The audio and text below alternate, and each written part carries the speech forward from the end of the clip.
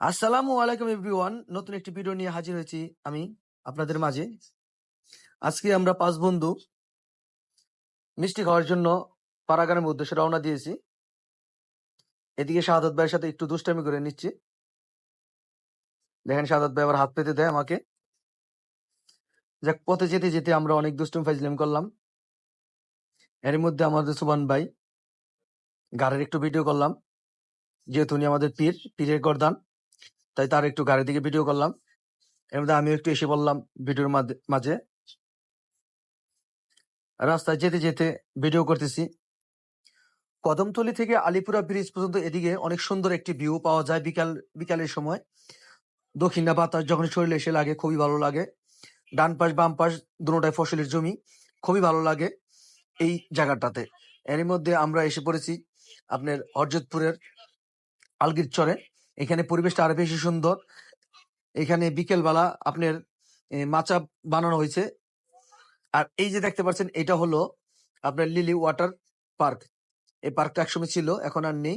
এই দেখেন মুরব্বীরা বসে আছে, কি সুন্দর সময় কাটাচ্ছে। আর এদিকে যুবক ভাইরা বসে আছে। মাশাআল্লাহ, খুব ভালো লাগলো এই ভিডিওটা দেখে। আপনাদের কেমন লাগছে আপনারা অবশ্যই জানাবেন। ঘুরতে ঘুরতে কখন যেন পাড়াগ্রাম হাটে চলে এসেছি, গরু হাটে। এই গরু হাটের মাঝখান দিয়ে ছুটছি আমরা মিষ্টি খাওয়ার উদ্দেশ্যে। যাক, গরু হাট ছেড়ে যখন আমরা দোকানের ভিতরে প্রবেশ করলাম, সবগুলো দোকানই বন্ধ, তো একটা দোকান খোলা। যেহেতু আজকে আমরা হাটবার না, তাই দোকানগুলো বন্ধ। এর মধ্যে আমরা পাড়াগ্রাম ব্রিজে চলে এসেছি। ব্রিজের ভিউটা আর বেশি সুন্দর, অসাধারণ ভিউ। নদীর দিকে তাকালে মনটা জুড়িয়ে যায়। দক্ষিণে বাতাসে যখন শরীরে লাগে, শরীরটা হিমশীতল হয়ে যায়। আর এই পাশে ব্রিজের পাশ দিয়ে একটি রাস্তা বানানো হচ্ছে। এই রাস্তাটা খুবই সুন্দর একটি রাস্তা। নদীর এপার একদম পার ঘেঁষে বানানো হয়েছে। এই রাস্তা দিয়ে মানুষ রিক্সা গাড়ি সব চলাচল করতে পারবে।